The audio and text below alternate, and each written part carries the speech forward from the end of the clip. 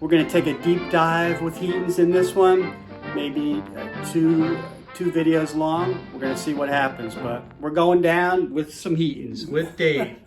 Hey, thank you. This has been my focus for 25 years, you know, the Heaton and the Cairo marble. So this is thrilling to do, and I discovered a lot as I was putting them together for this video. When did you first start digging at Heaton? My Heaton was the first place, and probably 95.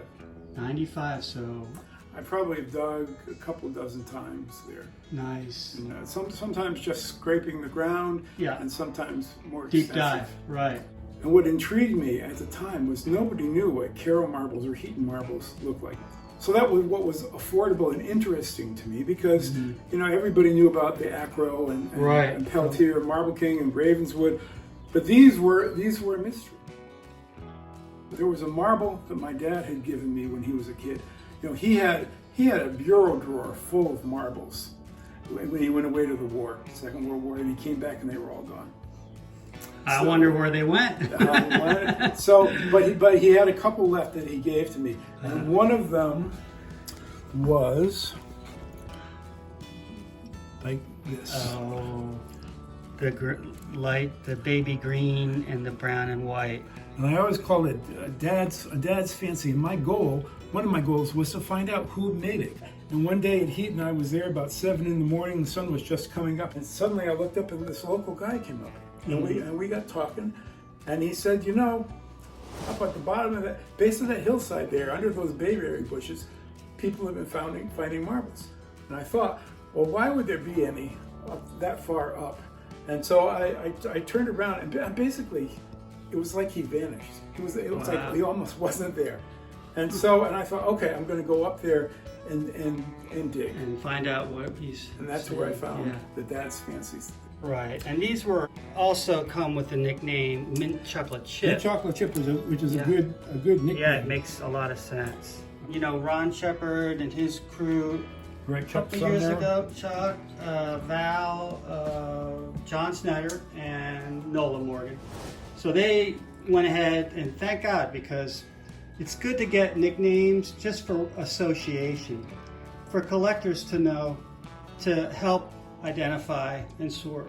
Yeah, because Ron called me up afterwards because I named a lot of the Cairo novelty marbles, and he said, "Do you have any nicknames for Heatons?" And I told him what I could remember. Yeah. And you know, I'd forgotten a couple, but they went ahead and so there are two names for some of these. You know, you do what you want. You name them yourself. Right. But, after all, they're just nicknames, but it's good to have them. So we have several to go through. And the first one that was named by Dennis Webb. They're called Fawn Swirls, and I think they're just beautiful, and they're distinctly Heaton. You know? These are also known as volcanoes. There's quite a variety here. Right, yeah, it goes from this you can't really gray over into this more fawn color and dark orangey. So there's old transparent red. Look at that massive load of dragon's bloods. You have too many, David. These are called dragon's bloods, and you know, I named them that because I wanted to differentiate them from oxblood, because they weren't quite oxblood, but they had that metallic blue and red and yeah, and they trace each other, those two colors. Yes. Great marble, hard to find. They're hard to find, very, very distinctive. I mean, nobody else made a marble like that. Then I think the first marble that I named were the robin's eggs. Okay. Because they look like robin's eggs. Yeah, you know? Yeah, same blue, right? And you know, and the people get confused a bit because these down at the end and these here, those are alley. Yeah, blue skies. Blue skies. They may have used. We think they used the same color, same raw materials. But you can see the difference in the blue. You know? Yeah, I think the Heatons, there's some more clear glass in them. Yes. Well, so they break up and they have a little more texture to the base. Here's the blue oatmeals. You want to look at the blue oatmeals? They're similar. Yes, and those my name for those are lavender and cream. I like blue oatmeals too. Yeah. But yeah, they are creamy swirls on a blue gray base. Right. So that blue is a different blue than the and a lot of times you know you'll get that get that line. Oh, the little brown line. Yeah, they'll get darker terrific. there. And here's some of the rotten robins, right? Right. They're also called dark skies or Okay. rotten robins. And you have some with some whites. I thought I saw some variations. Oh, here we go. Here's one. Oh, right. Yeah, so you never know what you're going to get with these, but that's the vitrolite ox blood on the blue base. So here's a rotten robin in the middle of this pile, and we can see different base color variations with a similar ribbon work look to a lot of these marbles. Heaton was using either a purple Wismac glass or a vitrolite oxblood tile glass to produce a lot of their purple ribbon work. It was pretty common for Heaton. And it was applied to transparent, a light blue, light purple, light green, orange, an opaque white, and an opaque pinkish base glass. The pink-based Heatons were nicknamed Fawns by Ron Shepard because that was the name of the tile color that Vitrolite used in their glass tile line. If the fawn is accompanied by a striking blue, it's called a blue fawn. There's a few other color combinations with the pink fawn base, including some marbles that don't have any purple at all. I strongly suggest and invite you to visit the All About Marbles website and look up the Named Heaton Types thread, started up by Chuck Sumner, to get the backstory and the specific descriptions with some useful visual props on the nicknamed Heatons labeled from the digs. Right here we have, these are called Icebergs. These were named, I think, by Ron Shepard. So these have a white and brown and blue. If we light it hard, you can see that there's light passing through there. It says heavy coverage, but I think these are clear base marbles, and this is all brushed on the way Vitro did this. Well, it was less expensive for them if they could do that. Right. Well, these are one of my favorites. Oh yeah, these are nice. Plum blossoms. Yeah. They are on a transparent green base. Then they have that white swirling and that line of plum running through them. Now I think that plum is the Vitrolite ox. Oh, okay. Yeah, that's a dark. But the cool thing about it is that light green transparent base. In fact, you get into a similar looking marble. It has some just lined up here. Here's some plum blossoms on the left. And then, you get into a darker, a less ribbon work. And you see more of the green. But these greens will have a little bit of that ox hair in it. Please welcome our favorite Canadian collector and vendor, Alyssa Michasky, with a very hard to find green transparent Heaton nicknamed Glitter Bomb. Okay, there's the light. Don't focus on my fingers. There we go. Can you see it? There we go. All these ones have, see all the little glittery pieces? All that AB? All the way through, like inside the green. Yeah, so I found 3 of these in my collection, but they really don't jump out at you. You have to kind of put your nose up to them, get a magnifying glass or a loop, and maybe you'll get lucky and see some flashes of aventurine. So these are called malachites. Okay. Below the dragon's blood. Yeah, the green with the what appears to be white swirls. Yeah, and it's under the surface. So They look smaller too, huh?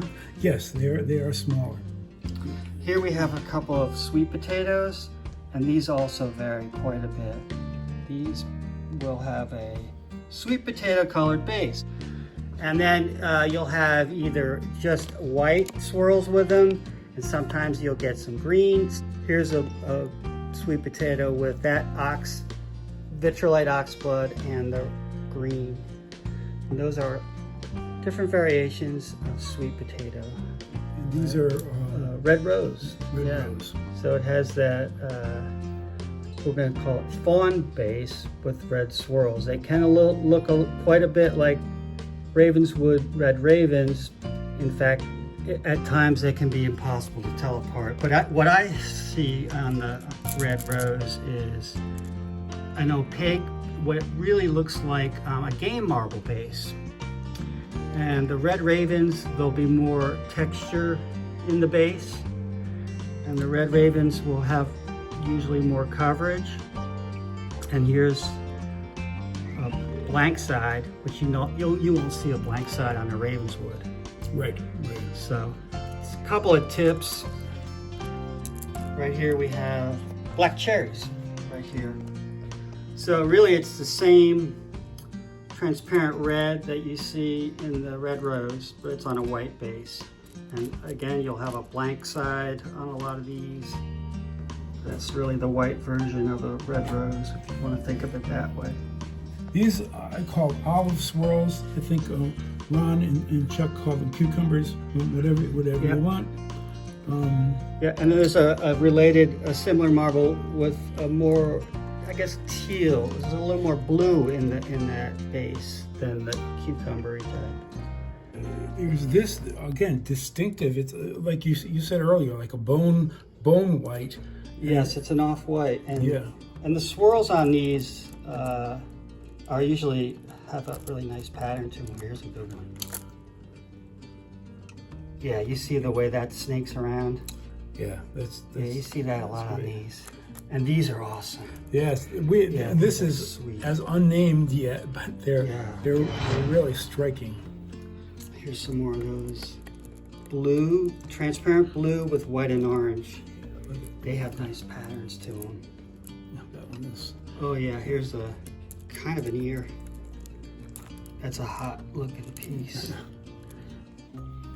These are pretty common, right? The dark brown, transparent brown with bright white.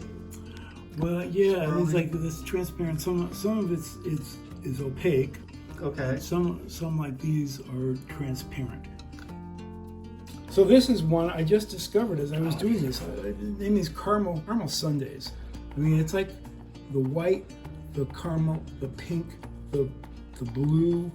I mean, again, a very rare marble. Absolutely. Yeah, look at this. Yeah, I don't have any of these. These certainly must be hard to find. All right, we're back with Heaton. So here we go. So these are the honey biscuits. These are so pretty. These have a transparent base. It's clear. And then the swirls on them are white and a beautiful amber color. And these are the aptly named honey biscuits. And these are similar to honey biscuit, but even lighter. You know, different golden colors and light greens and blues. Beautiful Heaton marbles. Yeah, and these don't have a name, but they're cool. They're transparent blue with really a tan swirl. There's a few there. Some of those can look like Cairos. There's one, and let's check these out. Just gorgeous. They had the prettiest transparent colored marbles. Here's a short gallery of transparent Heatons, which are probably not reliably separatable from other swirl companies, but many of their transparents will show a thick, wide swirl, which can be quite attractive. Here's a quick look at some of the blackberries. So these will have a transparent purple base with white swirls. And then the beauty berries look very similar at first glance, but they have a very dark, almost black, opaque base with a lavender swirl. Here's a little bit of matching color for the beauty berry. These are the key limes. So this is really a transparent base with brushed colors of white, a lime color, and a sort of a teal color that traces it. If you backlight these, they're brushed colors. There's a few like that. These blue ones that are similar also do that. And they're pretty unusual marbles. And here's those cool amber based with medium blue and off-white swirls. I just call them blue curly fries. And while we're at the blues, oh, here we go. So these are blue denims here. So these also are clear base, and all these colors are brushed. So it has really either 2 shades of blue or a blue and almost a purple color with white. And you can see the patterns on that. The texture of it reminds you of blue jeans. We're going to showcase a few of Heaton's more desirable models here, starting with the sensational blueberry grape.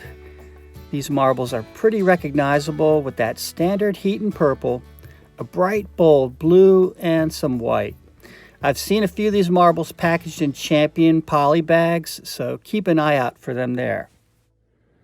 Oh, this is similar to a Red Baron. Right. Same colors. Yep. Yeah, that's pretty much a Red Baron. Photos and nickname for these come courtesy of Chuck Sumner. The Red Barons should show a bright cake white base, a bold transparent red, and a very dark dense brown color that pushes black. These are no doubt hard to find marbles. 10, 20, 30, 40, 50 or more, the bloody Red Baron was rolling up the score. 80 men died trying to end that spree of the bloody Red Baron of Germany. This one is a weak variant,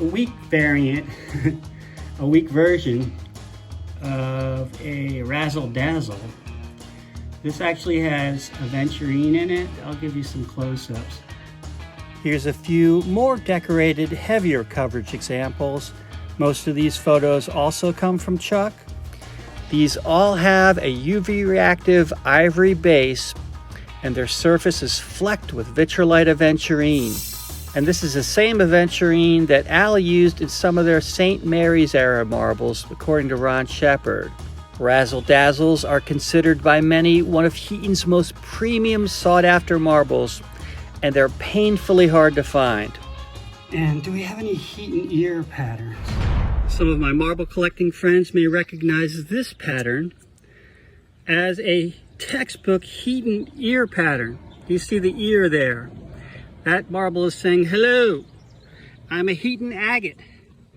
The ear pattern is so big on these that you have to spin it to see it. There's a big ear. You see the ear there? It covers the entire side of one side of the marble. Here's another good pattern for Heaton.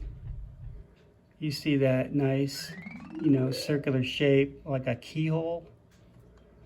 That's a Heaton pattern. And that's turtle shell? Oh yeah. Yeah, here's 2 examples of turtle shell. Yeah, that's a bright lime green and a pretty brown. These are super hard to find. Heaton turtle shell. And then these are the green and browns that you get a lot of fractures with these. But these were pretty abundant. Yeah, I went similar through to a the batch turtle of shell. 2,000 of them I dug, and there were practically none that were not fractured. So yellow is a pretty scarce color for Heaton in their swirls. They didn't use it very much, but these are the yellow and orangey color marbles. These are called firecrackers. And that yellow glass will blacklight a bright orange. Oh, you've got some better examples there.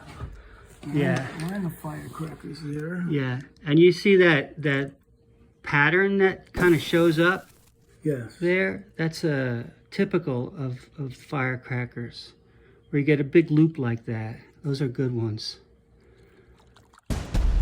This is quite a find, folks. We have a cluster of the very elusive Appalachian Mountain Heaton Agate oysters, found underwater in their natural habitat. Mysterious and moody. If these marbles started a rock band, they'd no doubt be a grunge or goth band.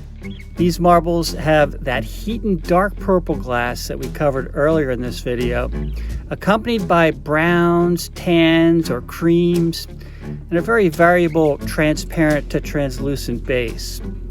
To put it simply, they look like raw oysters.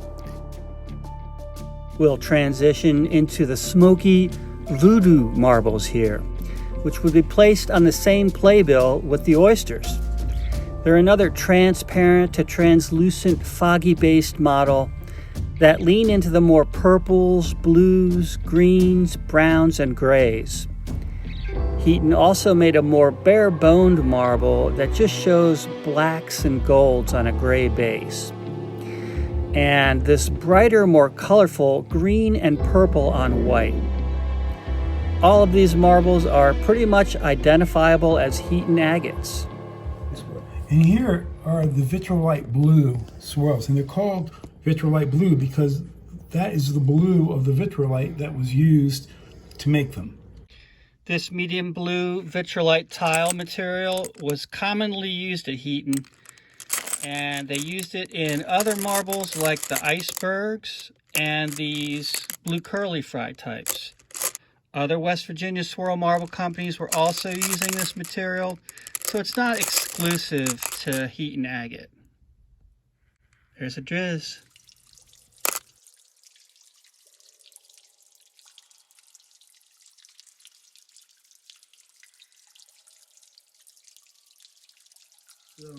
Oh, and they made sort of these blush pinkish colored ones with gray. Do you see these in here? Yeah. Yeah, these are, here's one. Yeah. Oh, and here's their orange, white, and blue, or red, white, and blues. Yes, those are very, very rare. Difficult to tell from other companies. Yeah. That's a good example of a few that I have, very similar. Some finer lines with the blue swirls here, and they're paired with bright, wider, transparent red swirls. We're showing a few more oddball red, white, and blues, and these busy orange and blues that are pretty distinctive for Heaton. More of the red, white, and blues. Red, white, and green. It's an off-white. Nice pattern. Yeah, those are hard to find. Yeah. This is one of Heaton's best-looking models with a choppy, opaque blue-gray swirl paired with a transparent aqua on a white base. And we'll walk through a group of other Heaton collages here that showcase some of the standard and some of the more unexpected color combinations and patterns Heaton was known to produce. These 6 marble collages were provided by Alyssa Michasky that show other Heaton standouts and finer examples, including this rare pink-based piece and some killer abalone type examples. Be sure to visit Mixmibs online, as well as All About Marbles, for more Heaton information on these terrific vintage, all-American West Virginia swirls. Well, thank you, David, for giving us a tour of Heaton. Right, I've been waiting years to do this, and hopefully this will be helpful. There's a lot here. No doubt. And these marbles are hard to identify, hard to find. But now with this, hopefully you've got a little... Yeah, something to go by when you're sorting your swirls. Yep. Very good. Thank you, David Tamulevich.